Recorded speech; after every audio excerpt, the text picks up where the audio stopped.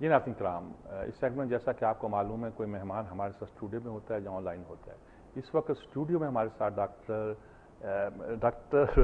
तनवीर ज़ुबैरी साहब जी। हद हो गई, पूरा नाम याद होता है उसके बावजूद याद नहीं। डॉक्टर तनवीर ज़ुबैरी साहब जो कि स्पेशलिस्ट डॉक्टर्स एसोसिएशन जो पंजाब की है उसके सदर भी हैं, उनसे हम बात करेंगे और जनरल हॉस्पिटल के कंसल्टेंट भी हैं। हमारे बहुत अच्छे वेल नोन फिगर हैं, ये वैसे भी सोशल फिगर भी हैं, हमारा टाउन सोसाइटी में बड़े एक्टिव रहे हैं। तो इनसे हम कुछ आज ज़ाहिर है कि डॉक्टर हैं तो डॉक्टरों के हवाले से बात होगी। अस्सलाम वालेकुम डॉक्टर साहब, कैसे हैं? वालेकुम अस्सलाम साहब, क्या हाल है जनाब? Thank you sir. क्या हो क्या रहा है ये डॉक्टरों का मसला? मतलब ये बात देखें, अच्छी तो नहीं लगती कि डॉक्टर पकड़े गए, ये भी अच्छा नहीं लगता कि मरीज जो हैं वो उनको केयर ना मिले। अच्छा, पहले एक ज़माने में हड़ताल होती थी तो डॉक्टर इस बात का इंतज़ाम करते थे कि एमरजेंसी या आउटडोर में कुछ एक सर्विसेज प्रोवाइड की जाए। यहाँ तो इस बात तो अब कुछ देर से तो है कि बिल्कुल, क्या सूरत है? असल में ये बड़ी अफसोसनाक सूरत हाल है और ख़ास तौर पे एक डॉक्टर की हैसियत से अगर ज़ाती तौर पे मुझसे पूछें तो मैं खुद इस चीज़ पे बहुत दिल गिरफ्ता हूँ और हमारे तकरीबन तमाम डॉक्टर कम्युनिटी और बिलखसूस वो लोग कि जब जो उम्र के उस हिस्से में आ रहे हैं कि जहाँ पे वो तजर्बा और उम्र के इस मराहल से गुजरते हैं, कसौटी से गुजरते हैं, जहाँ पे उनके सामने बहुत सारी हैपनिंग्स हुई होती हैं। तो एक तो थोड़ी सी मैं ये गुजारिश कर दूं कि डॉक्टर्स जो हैं वो बिल्कुल हड़ताल नहीं कभी करना चाह रहे होते हैं और इस वक्त भी सीनियर डॉक्टर्स हॉस्पिटल्स में मौजूद हैं। हाँ, सीनियर डॉक्टर्स जी हाँ, और अभी यहाँ मतलब मैं भी यहाँ से फौरन होके हॉस्पिटल जाऊँगा। डॉक्टर्स किसी सूरत भी किसी मरीज को खुदा न खास्ता तड़पता नहीं देख सकते हैं। हम ये बेसिकली जो एक तो ये है कि इस चूँकि इशू को काफ़ी उलझ सा गया है, मैं नहीं कहता उलझाया गया, कॉन्स्पिरेसी थ्योरीज चलती हैं, ये उलझ सा गया हुआ है और हकीकत ये समझने ये चाहिए कि जो हेल्थ केयर है या हेल्थ की डिलीवरी है वो किसका काम है। लेकिन बेसिकली ये हुकूमत की आईनी और कानूनी जिम्मेदारी है। दूसरा ये है कि देखें, आपके जो अरबों रुपया टैक्स पेयर्स देते हैं वो हुकूमत के हाथ में देते हैं एक अमानत अपनी कि आपने इसके जरिए से हमारी हिफाजत करनी है, पुलिस को देना है, हेल्थ को देना है, हमारे बच्चों की तालीम का इंतजाम करना है। तो दर हकीकत बड़े सिनेरियो में ये हुकूमत की जिम्मेदारी है कि उन्होंने हेल्थ डिलीवर करनी, तालीम भी और हेल्थ भी, जी दोनों जिम्मेदारी है। और दूसरा ये कि डॉक्टर्स का जो है ना वो एक पेशा वाराना फर्ज है कि उन्होंने जो है वो मरीज को क्योर करना है, उसकी प्रिवेंशन करनी है उसकी। और ये सिर्फ देखिए एक वाहिद प्रोफेशन है कि जिसके अंदर डॉक्टर को ओथ उठाना पड़ता है। ठीक है, यही बहुत इंपॉर्टेंट बात है। टीचर ओथ नहीं उठाता, कोई थानेदार ओथ नहीं उठाता, या असेंबली में बैठे लोग उठाते हैं और वो भी असेंबली में अपने आइन से पासदारी का हल्फ उठाते हैं। और यहाँ डॉक्टर जो हल्फ उठाता है वो इस चीज का हल्फ उठाता है कि उसने अपनी जिंदगी का बेहतरीन जो सरमाया और हिस्सा है वो मर्ज को दूर करने में, मरीज की तकलीफ को दूर करने में इस्तेमाल करना है। मेरी साहब अर्जी ये है कि एक तो असल मसला समझना चाहिए। हम चूंकि हलाकतें भी हो रही हैं, देखें अस्पताल में रोजाना, जिस अस्पताल में मैं काम करता हूँ लाहौर जनरल हॉस्पिटल में, वहाँ रोजाना सीरियस मरीज ही आते हैं ना, वहाँ पे तो डेथ बेड पे जो होते हैं, जो जिन लोगों को कहते हैं कि ना अब वो जवाब दे दीजिए जिनको, वो वहाँ पे पहुँचते हैं। तो वहाँ पे रोजाना मामूल में भी बहुत बड़ी तादाद में हिरासतें होती हैं और वो इसमें आया कि एक बच्चे के ड्रिप लगी हुई थी वो निकाल दी। नहीं, मेरा नहीं ख्याल, ये कुछ थोड़ी सी बात का जरा एग्जेजरेशंस भी होती हैं, बात का कुछ है जज्बाती फेल हो भी सकता है सरजद। जैसे स्टूडेंट ट्रेड यूनियन नहीं करते जी, डॉक्टर कोई थोड़ा सा असल मसला ये है मेरे साहब, समझने वाला जो ये है, देखिए हुकूमत के पास तो मशीनरी है, हुकूमत के पास वही अरबों रुपया जो टैक्स पेयर्स ने दिया हुआ है, गवर्नमेंट उसको यूज भी करती है, उसके जरिए अपना मौका भी रखती है। असल मसला ये है कि हुकूमत ने बहुत अच्छे काम भी किए हैं। गुज़िश्ता 15-20 साल में उन्होंने हजारों डॉक्टर भर्ती किया है, लेडी डॉक्टर्स भी भर्ती किए हैं। लेडी डॉक्टर्स को उन्होंने ये अच्छा काम किया है कि बुनियादी सतह पर गांव तक के हेल्थ केयर सेंटर में पहुंचाया है। लेकिन उन्होंने क्या किया कि एक बेस के ऊपर तो हजारों डॉक्टर्स जो है वो भर्ती किए, लेकिन उनकी आगे तरक्की, मरहलावार तरक्की का कोई सिरे से सिलसिला मौजूद ही नहीं है। और थोड़ा सा मिसमैच ये हुआ कि गुज़िश्ता सालों में एक और काम हुआ कि मसलन अदलिया के जो अफसरान हैं, वो जो एक्टिविज्म इतना हमारा है कि उनकी तनख्वाहें जो हैं वो बहुत बढ़ा दी गई हैं। एवरेज ये डॉक्टरों की तनख्वाहें, मैं बिल्कुल इसका गवाह हूँ। आज से 10-15 साल पहले प्राइवेट हॉस्पिटल जो थे وہ 4,000 5,000 میں ڈاکٹر رکھتے تھے، برا حال کیا ہوا تھا، چپراسی کی تنخواہ کے برابر ڈاکٹر رکھ دیتے تھے۔ اب اللہ کا شکر ہے یعنی کہ سرکاری ہاسپٹلوں میں بھی اور پرائیویٹ ہاسپٹلوں میں بھی ڈاکٹر کی تنخواہ ہے، پرائیویٹ میں نسبتاً اب 4,000 پہ تو کوئی ڈاکٹر نہیں آتا نا جی اب، لیکن یہ ہے کہ ایک اچھا خاصا اسٹرکچر بنا ہوا ہے اس میں کیا نہیں، آپ کی بات بجائے کہ حکومت نے تنخواہیں بڑھائی ہیں لیکن اسٹرکچر موجود نہیں ہے، یعنی آپ جیسے دیکھیں نا، آپ خیال میں کیا ہونا چاہیے؟ دیکھیں ہونا یہ یہ ہونا چاہیے کہ اتنے سال کے بعد 17 سے 18، اتنے سال بعد 18 سے 19 یہ ہونا چاہیے ایگزیکٹلی۔ دیکھیں نا فوج میں ایک نظام ہے کہ ایک لیفٹیننٹ بھرتی ہوتا ہے، وہ کچھ عرصے بعد کیپٹن ہوتا ہے، میجر ہوتا ہے، کچھ لوگ کرنل اور بریگیڈیئر اور جنرل تک جاتے ہیں نا۔ ہمارے ہیلتھ ڈپارٹمنٹ لیکن فوج میں بھی وہ ہر ترقی کے پہلے کچھ امتحانات پاس کرتے ہیں۔ آپ کے ہاں ایک پورا نظام موجود ہے، کالج آف فزیشین سرجن موجود ہے، اس کی ڈگریاں موجود ہیں۔ آپ کے ہاں اگر کسی ٹیچنگ ہاسپٹل میں کسی کو اسسٹنٹ پروفیسر لگانا ہوتا ہے تو پوچھتے ہیں کہ آپ نے فیلوشپ کی کہ نہیں کی کالج آف فزیشین سرجن کی، اس کی ترقی نہیں ہوتی، اور بہت سی چیزیں جو گنی جاتی ہیں۔ یہ جو آٹومیٹکلی پروموشن بیوروکریٹس کی طرح کرتے جانا، اس سے تو نالائق ڈاکٹر سینئر ہو جائیں گے۔ نہیں، یہ سب ڈاکٹرز کی پروموشن نہیں ہوتی ہے۔ ہاں ایکچولی پروموشن کے لیے بڑے میرا خیال سروس اسٹرکچر میں یہ بات نہیں ہونی چاہیے، اسٹرکٹ کرائیٹیریاز موجود ہیں۔ اور دیکھیں نا کہ اب اگر ٹیچنگ سٹاف میں یونیورسٹی میں بھی اگر آپ نے پی ایچ ڈی نہیں کی تو آپ اسسٹنٹ پروفیسر نہیں بن سکتے، ایسوسیٹ پروفیسر نہیں بن سکتے، یا اسسٹنٹ یا پروفیسر نہیں بن سکتے۔ یہ بالکل ایسا ہی نظام موجود ہے ہیلتھ ڈپارٹمنٹ میں بھی۔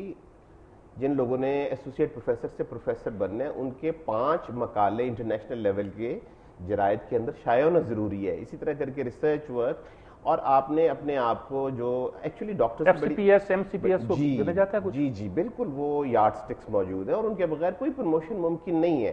اصل مسئلہ یہ ہے کہ جو جنرل ڈیوٹی ڈاکٹرز ہیں، جن کے اندر جیسے ٹیچرز کو پروموٹ کیا جاتا ہے، یا جیسے عدلیہ کے افسران کو، باقی پورے معاشرے کے اندر جو لوگ ڈلیور کر رہے ہیں ان کو کیا جاتا ہے، ڈاکٹرز کا صرف 1% ایسا ہے کہ جس کو گریڈ 20 کے اندر پروموٹ کیا جاتا ہے، میڈیکل آفیسرز کو۔ تو اسی طرح کر کے اگر آپ یونیورسٹی ٹیچرز کو دیکھیں تو ان کے 20 اور 21 گریڈ کے اندر تقریباً 50% آف آفیسرز اب موجود ہیں۔ یہ تھوڑا سا مکس میں آیا جس وقت بھی ہوتا ہے، تو اچھی بات یہ ہوتی ہے کہ ہمارے جو پلانرز ہیں ان کا کام ہوتا ہے کہ وہ آگے بڑھیں اور وہ یہ دیکھیں کہ ہم نے اگر 10,000 افسر 17 اسکیل میں کیے تو اگلے 5 سال میں ان میں سے کچھ لوگوں کو ہمیں 18 میں، کچھ لوگوں کو 19 میں لے کے جانا چاہیے۔ یہ جو مسئلہ بگڑا ہے میرا خیال ہے، اس کا اصل مسئلہ جو بنا ہے وہ میرا خیال ہے کہ اس کی ریزن یہی ہوئی ہے کہ ہمارے وزیر اعلیٰ جو ہیں وہ، میں سمجھتا ہوں، میں ان کے گاؤں کا رہنے والا ہوں اور ان کا محترم بھی ہوں، بڑی ڈائنامک شخصیت ہیں اور انہوں نے بہت سارے ایسے کام کیے جو اور ان کے ہم اثر نہیں کر پائے ہیں۔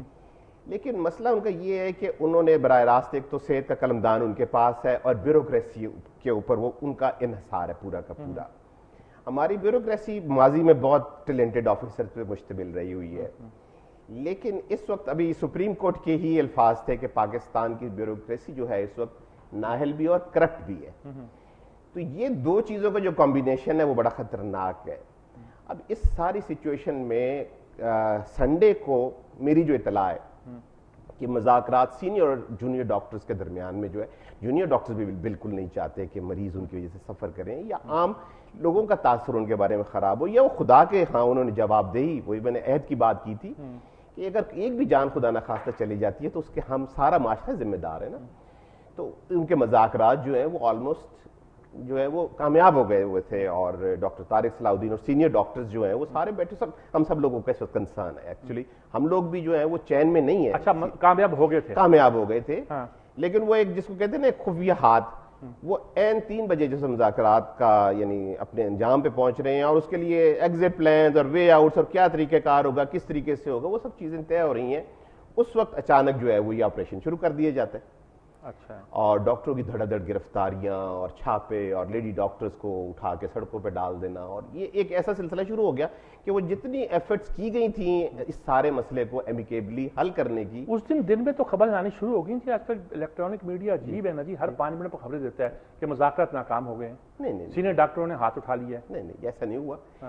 ایکچولی میں یہ سمجھتا ہوں کہ ڈائلاگ کا جو رستہ ہوتا ہے نا اس کو کبھی بھی بند نہیں کرنا چاہیے۔ ابھی بھی اس مسئلے کا حل یہی ہوگا کہ ہمارے بہت اچھے ڈاکٹرز بھی موجود ہیں اسمبلی میں، وزیر اعلیٰ خود بھی کنسرنڈ ہے اور خود اس کو براہ راست دیکھتے ہیں، اور بیوروکریسی میں بھی آف کورس اچھے آفیسرز موجود ہیں. ایک اینڈ پہ یہ لوگ ہیں نا، دوسرے اینڈ پہ ڈاکٹرز ہیں. تو ہم سینئر ڈاکٹرز نے یہ والنٹیئر کیا ہوا ہے.